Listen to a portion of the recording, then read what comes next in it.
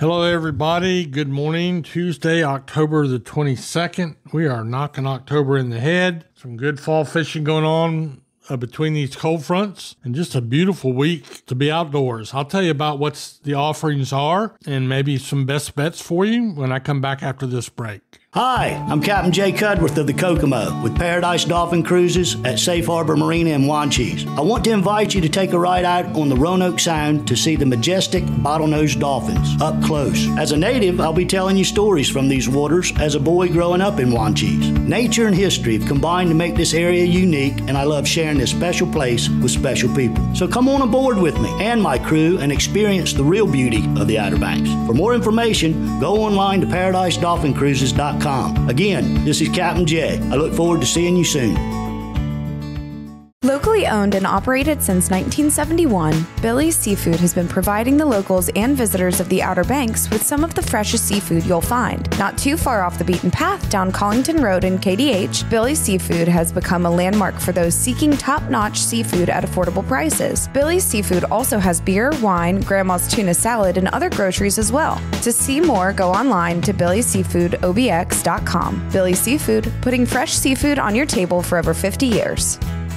We did get some boats offshore yesterday. I did not get a Hatteras report, and I hadn't had a Hatteras or Oregon Inlet report for several days. Down in Hatteras, they've been catching the blackfin tuna. They're still catching some dolphin, mostly small Baylor dolphin, a few wahoo, and even some king mackerel a little bit up inside on some of the wrecks. So they've been doing well, but we are getting towards the end of October, and there's just not as many clients to take fishing. So you got that. Then you have 2 or 3 days where it got kind of rough, and plus these guys are tired. They put in a good summer, and some of them are in the woods hunting. Others are doing some repairs on their boats, but most of them are doing honeydews and mowing and landscaping and maybe planning winter vacations. But my friends in Hatteras, they go hard, and won't be long before we'll be into the cooler weather, and there'll be a lot of them switch over in our duck hunting guides, which is pretty cool. And you can find out about that information by going to most of your local marinas. A lot of their captains are also waterfowl guides, so something to think about. The Oregon Inlet fleet did get a few boats. It was a small fleet,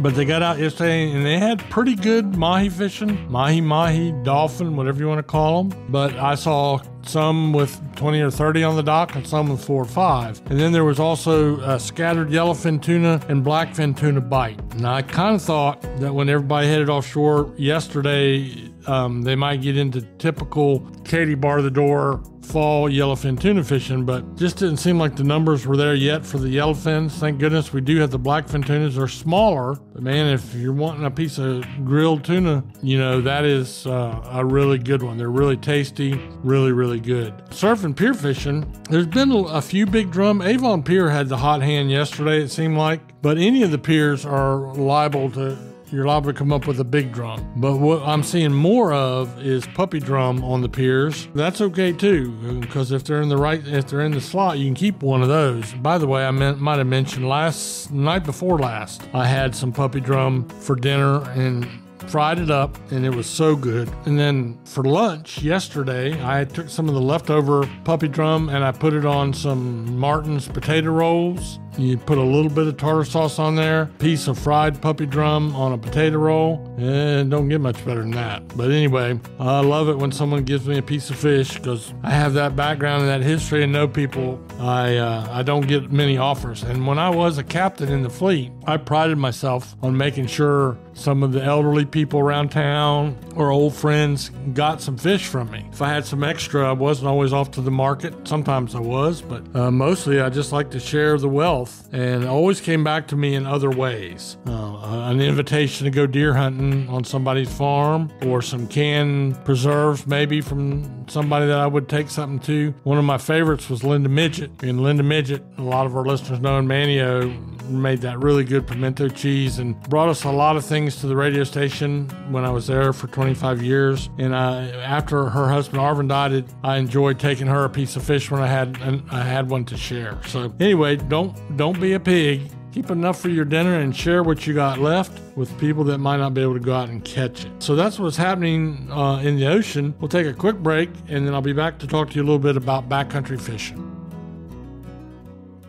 When it comes to general maintenance or major modifications on your diesel vehicle, look no further than Wanchi's Off-Road Diesel Performance in Kill Devil Hills. Master mechanic Ryan Walker developed the plan for having his own auto shop over 20 years ago, and today he owns the premium diesel performance powerhouse of the Outer Banks. To have him and his crew take a look under your hood, give him a call today at 252-715-0025 or find him on social media. Wanchi's Off-Road Diesel Performance, the diesel performance powerhouse of the Outer Banks. We'll start out the backcountry report by saying the shrimp are still running and running well. Every once in a while, at least once a week, I'd say to you, this is the time to store up some shrimp for the winter. You know, when I'm out in the deer woods, I watch a squirrel and how they store up corn and acorns and whatever they can find. And if you are living on the coast of the Outer Banks, you need to be a fish squirrel. You need to go and get you a 50-pound box of shrimp. And you go to your wholesale fish houses. One of them that sponsors me for a long time is Luke Midget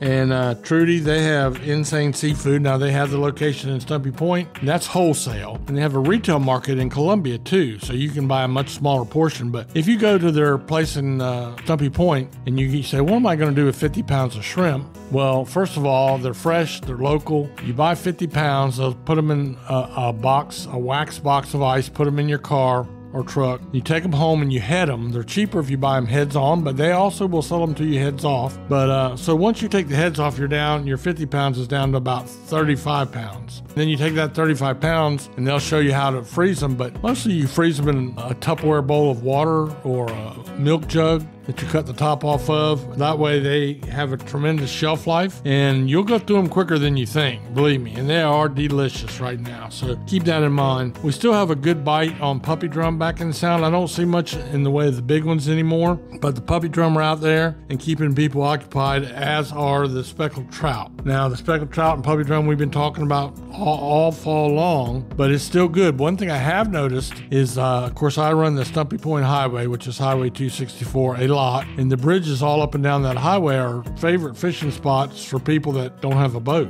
or maybe they have a kayak. There are launching spots where people will run out those ditches to the sound, but a lot more activity on those roads over the last week. So some of your little bridges up and down that way have been producing something, because I see the same old people I see out there every year. I don't mean to be giving away their spot, but there's plenty of room. So you might want to consider something like that. And the only other thing I have on today's fishing report is the Bonner Bridge Pier, Oregon Inlet. A pretty decent sheephead bite, not Katie bar the door. And remember, those fish, they kind of got to replenish. They're very territorial and they do migrate around a little bit, but what you want is some live fiddler crabs, oyster crabs. You can turn over rocks around sound side areas and find some maybe, or some of the tackle shops carry them now, which is great. And so a little bit of a live crab is what you need for bait. Your local tackle shops, which specialize in local knowledge, technique, and locals gear, and do not charge you any more for that. I mean, you're not going to find the information part of it in a big department store. So go to your local tackle shops, and you'll be very, very pleased with their helpful information. And it seems like everybody has their favorite tackle shop. Some people have been going to the same tackle shop for many, many years. Some for 2 or 3 generations of a family going to the same tackle shop, and I love that about the tackle business. So that's pretty much the fishing report. Beautiful week for deer hunting too. Won't be very long. We'll be into some of the first waterfowl seasons, and as I said in the beginning of today's report, you can check at your local marinas, Oregon Inlet in particular. The Fishing Center, I know that they have several of their guides do waterfowling. A lot of the Hatteras guys, as I mentioned earlier, but any major marina, you can find waterfowl guides there. And of course, I'm over here in Hyde County where a lot of it is impoundment hunting, but they can direct you to that as well. So I hope you have a great day, and I do thank you for sticking around, finding me this morning, and I hope you have a blessed day.